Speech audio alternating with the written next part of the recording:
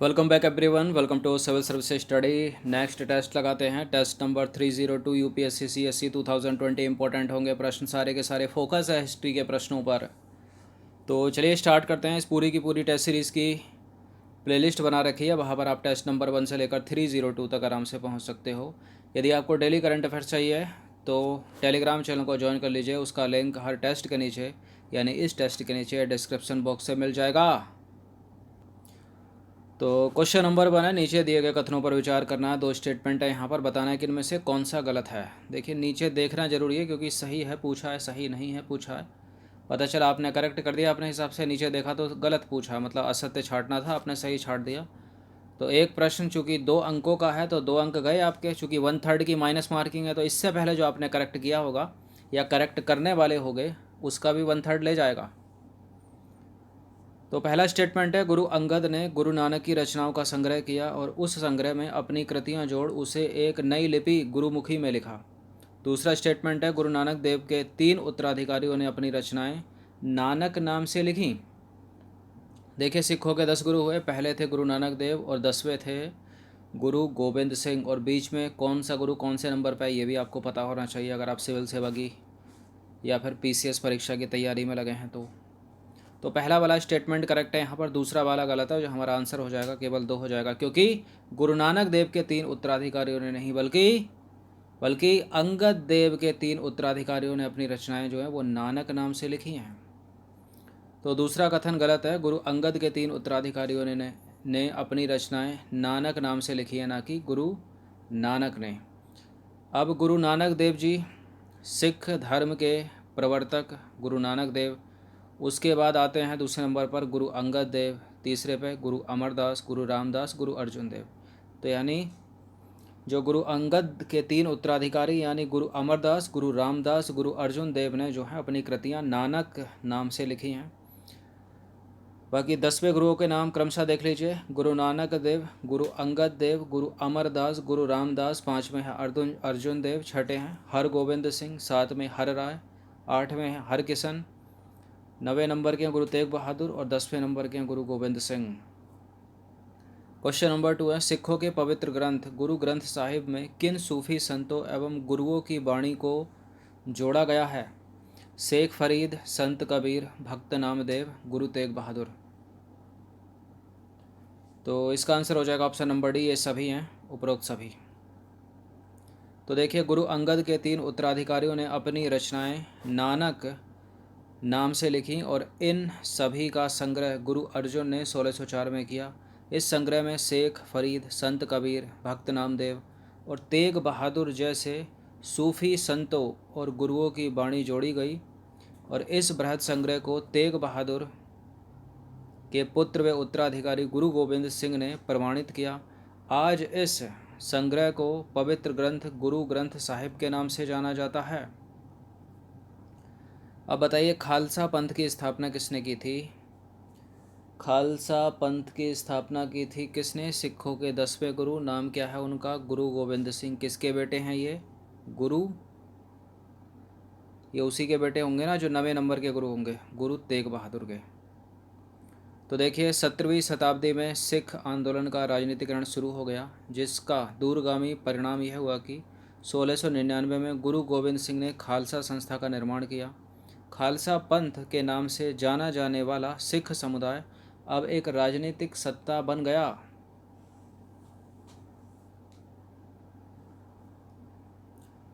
Question number 4 है, अमृतसर शहर का नाम जिस सरोवर के नाम पर पड़ा है उसका निर्माण किसने कराया था? बताइए।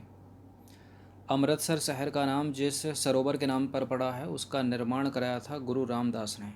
तो इसका आंसर हो जाएगा option number A.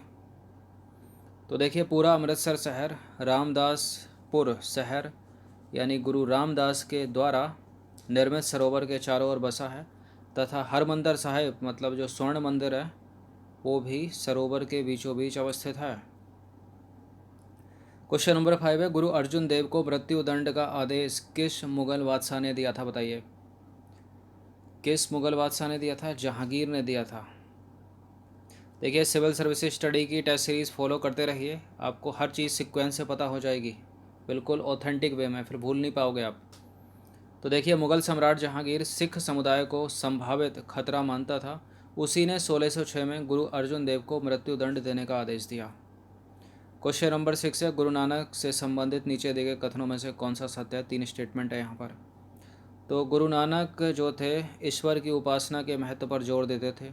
Guru Nanak के अनुसार मुक्ति पाने के लिए जाति, धर्म अथवा लिंग भेद कोई मायने नहीं रखता और इनके अनुसार मुक्ति निष्क्रिय आनंद की स्थिति में थी। पहला सही है, दूसरा सही है, तीसरा सही नहीं है, तो इसका आंसर हो जाएगा ऑप्शन नंबर ए। तो देखिए, कथन 3 गलत है। इनके अनुसार मुक्ति किसी निष्क्रिय आनंद की स्थिति में नहीं थी, बल्कि सक्रिय जीवन व्यतीत करने के साथ साथ सामाजिक प्रतिबद्धता की निरंतर कोशिश में ही निहित थी। क्वेश्चन नंबर 7 है, गुरु नानक ने अपने उपदेशों के सार को व्यक्त करने के लिए 3 शब्दों का प्रयोग किया था। वे 3 शब्द कौन से थे? नामदान ध्यान, नामदान काम, नामदान स्नान। तो नामदान तो एक ही है, ध्यान था क्या, काम था क्या, स्नान था क्या, संन्यास था क्या? तो ये थे नाम, दान और स्नान, ऑप्शन नंबर सी। तो देखिए, गुरु नानक ने अपने उपदेश का सार व्यक्त करने के लिए 3 शब्दों का प्रयोग किया, नाम, दान और स्नान। नाम से तात्पर्य सही उपासना से था, दान से तात्पर्य दूसरों का भला करना और स्नान का तात्पर्य आचार विचार की पवित्रता। आज उनके उपदेशों का नाम जपना और कीर्तन करना कीर्तन करना और वंड छकना के रूप में याद किया जाता है। क्वेश्चन नंबर 8 है, 16वीं शताब्दी के चैतन्य देव का संबंध किस स्थान से है? किस स्थान से है? चैतन्य महाप्रभु भी कहा जाता है इनको। इनका संबंध है बंगाल से, तो इसका आंसर हो जाएगा ऑप्शन नंबर बी। तो चैतन्य देव जो हैं वो बंगाल के एक भक्ति संत थे। इन्होंने कृष्ण राधा के प्रति निष्काम भक्ति भाव का उपदेश दिया। क्वेश्चन नंबर 9 है, मार्टिन लूथर ने बाइबल का अनुवाद किस भाषा में किया था? ये थंबनेल का प्रश्न पूछा है और इम्पोर्टेंट है ये।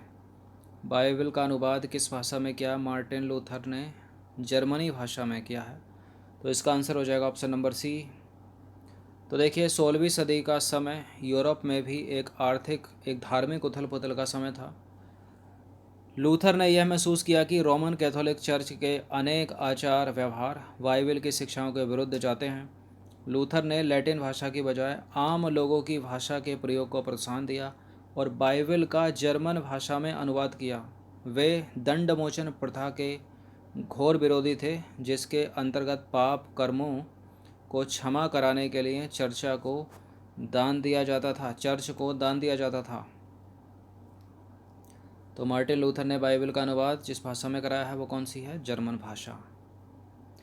क्वेश्चन नंबर 10 है, 13वीं सदी के उत्तर भारत के संतों के संदर्भ में नीचे दिए गए कथनों में से कौन सा जो है वो सही है?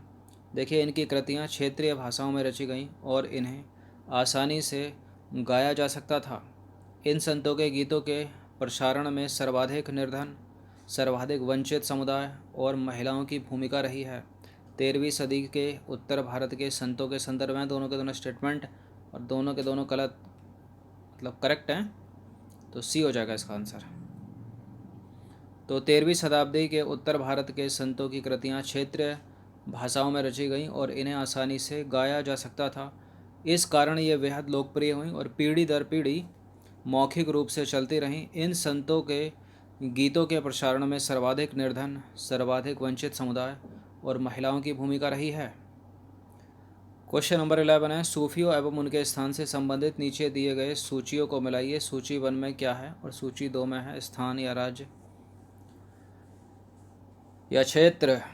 तो ख्वाजा मोइनुद्दीन चिश्ती का संबंध किससे और कुतुबुद्दीन बख्तियार काकी का किससे, बाबा फरीद का किससे और वंदा नवाज गिसुदराज का किससे? तो ख्वाजा मोइनुद्दीन चिश्ती का तो अजमेर से है, अजमेर शरीफ से। और कुतुबुद्दीन बख्तियार काकी का किससे हो गया? दिल्ली से हो गया। बाबा फरीद का पंजाब और बंदा नवाज गिसुदराज का गुलबर्ग से, तो सी हो जाएगा इसका उत्तर। तो देखिए, भारत में औलियाओं की एक लंबी परंपरा रही है, जिनमें अजमेर के ख्वाजा मोइनुद्दीन चिश्ती, दिल्ली के कुतुबुद्दीन बख्तियार काकी, पंजाब के बाबा फरीद तथा गुलबर्ग के बंदा नवाज गिसुदराज आदि कुछ प्रमुख औलियाओं में से एक थे। मोस्ट इम्पोर्टेंट है ये, याद रखना हमेशा। ख्वाजा मोइनुद्दीन चिश्ती अजमेर के, कुतुबुद्दीन बख्तियार काकी दिल्ली, बाबा फरीद पंजाब और बंदा नवाज गिसुदराज गुलबर्ग। अंतिम प्रश्न की तरफ देखते हैं। 12 MCQ इसमें ऐड थे। निम्नलिखित में से किन पुस्तक या पुस्तकों में कबीर के भजन या उपदेश संकलित हैं? गुरु ग्रंथ साहिब, पंचवाणी, बीजक और राग गोविंद। यह प्रश्न UPSC सिविल सर्विस में पूछा जा चुका है। मतलब कबीर से रिलेटेड था वो, उसमें बीजक स्टेटमेंट में था। तो बताइए क्या है इसका आंसर। किन पुस्तक या पुस्तकों में कबीर के भजन उपदेश संकलित हैं? गुरु ग्रंथ साहिब में हैं, पंचवाणी में हैं और बीजक में हैं। राग गोविंद में नहीं है, तो इसका आंसर क्या हो जाएगा? Option number C 1 2 3। तो देखिए, कबीर एक अत्यधिक प्रभावशाली संत थे। उनका पालन पोषण बनारस या उसके आसपास के एक मुसलमान जुलाहा मतलब बुनकर परिवार में हुआ था।